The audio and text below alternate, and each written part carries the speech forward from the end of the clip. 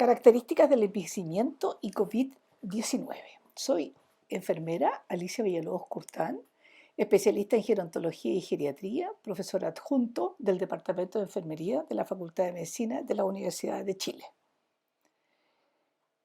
Vamos a ver las particularidades del COVID-19 en el adulto mayor. Debido a las características fisiológicas del envejecimiento, como son la disminución de la inmunidad y la multimorbilidad, las personas mayores tienen más riesgo de COVID, siendo más susceptibles a desarrollar la infección como a sufrir formas más severas de la enfermedad y complicaciones. Respecto a la epidemiología, los reportes de la OMS refieren una mortalidad de COVID-19 en mayores de 80 años en China de un 21,9%, mientras que en pacientes de todas las edades la mortalidad solo alcanza el 1,4%. En Italia también se ha considerado a los adultos mayores como de alto riesgo. De hecho, el 89% de la mortalidad fue en mayores de 70 años, 31% entre 70 y 79 años y 58% sobre 80 años. En el cuerpo humano, como vemos en esta diapositiva, el agua va disminuyendo en el cuerpo humano a medida que se envejece y observamos que en la persona mayor disminuye hasta en un 50%. Y esto se acompaña con una disminución de la sed, es decir, la persona no tiene deseo de tomar agua.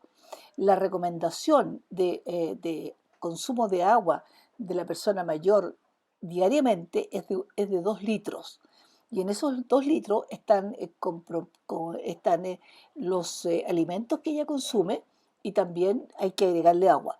Y ese agregar agua son entre 4 y 5 vasos diarios de agua. ¿Cómo se presenta la enfermedad en una persona mayor? A menudo las enfermedades siguen un curso silente o lo hacen en forma larvada. Otras veces originan solo el compromiso del estado general, alteración de la funcionalidad o desarrollo de algún síndrome geriátrico, siendo el delirio el más importante a destacar. Estos síndromes se ven agravados por la presencia de múltiples enfermedades crónicas concomitantes y además la polifarmacia. ¿Qué es el delirium? El delirio surge como la interacción entre factores predisponentes como la edad avanzada, demencia de base, tener un delirium previo, déficit sensorial especialmente visual y auditivo, alta carga de comorbilidad, deterioro funcional y precipitantes. El COVID puede actuar como un precipitante de delirium, ya sea hiperactivo o hipoactivo mixto, por lo que debe ser sospechado en los servicios de urgencia. ¿Cómo se presenta la fiebre en las personas mayores? Por otra parte, debemos considerar que los adultos mayores muchas veces no desarrollan fiebre como forma de manifestación de la enfermedad, siendo la fiebre una de las principales manifestaciones del COVID. Faltan datos específicos sobre la alteración del COVID en personas mayores, pero por ejemplo, solo un 32% de mayores de 60 años con influenza desarrolla fiebre mayor de 37,7 grados Celsius. La temperatura es incluso menos sensible en adultos mayores frágiles, como los institucionalizados, que corren mayor riesgo de infección. La evaluación geriátrica integral, la VGI, es un proceso diagnóstico multidimensional e interdisciplinario, dirigido tanto al paciente como a sus cuidadores, con el propósito de reconocer y cuantificar las discapacidades y problemas biomédicos, funcionales y psicosociales del adulto mayor, con el fin de elaborar un plan exhaustivo de tratamiento y seguimiento a largo plazo. Como vemos aquí, la intervención es multidimensional porque es clínica, funcional, mental y social.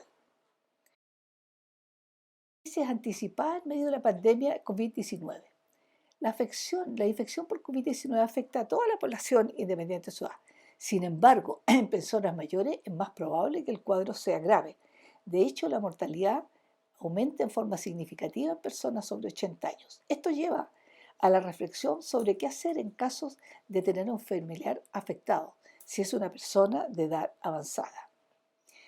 Las directrices anticipadas son disposiciones que una persona decide estando en buenas condiciones de salud mental sobre qué medidas y cuidados médicos debe recibir o no recibir en caso de tener una enfermedad grave. Es una especie de testamento vital que permite a los equipos de salud respetar las decisiones tomadas por la propia persona. Entre otras cosas, podrá designar a la persona que tome estas decisiones en su lugar, cuando ya no está capacitado para hacerlo. En el contexto de la pandemia, creemos relevante que las familias se planteen algunas situaciones complejas, que es mejor definir con calma y no tomar decisiones bajo presión. Por ejemplo, en caso que una persona mayor se contagie con COVID-19, ¿qué ha pensado decidir respecto a hospitalización en caso de una condición clínica de gravedad, ingreso a una unidad de cuidados intensivos, conexión a ventilación mecánica, designación de un tutor o representante que pueda decidir, posibilidad de mantener los cuidados en casa independiente de la gravedad del cuadro clínico, optar por cuidados paliativos, ya sea en caso o hospitalizado, uso de otros dispositivos de soporte artificial como catéter central, sondas, etc. Pensar en todos estos aspectos es bueno hacerlo antes de que si llegamos a una situación de gravedad, porque ya habremos pensado qué hacer en una situación determinada. ¿Qué consideraciones debemos tener para las personas mayores en APS? Primero es informar y educar a las personas mayores en torno a las medidas de prevención emanadas de la autoridad sanitaria, poniendo especial énfasis en el lavado de manos como principal medida. Reforzar medidas de autocuidado como aislamiento social, orientación sobre signos y síntomas sugerentes de COVID-19, informar sobre plataformas digitales ministeriales y de salud, responde. Aquí les comparto en estas dos diapositivas la bibliografía y las referencias de donde ha sido obtenido. Espero haber entregado los elementos centrales de las características de una persona mayor que se vea enfrentado al COVID-19. Espero haber sido un aporte y muchas gracias por vuestra atención.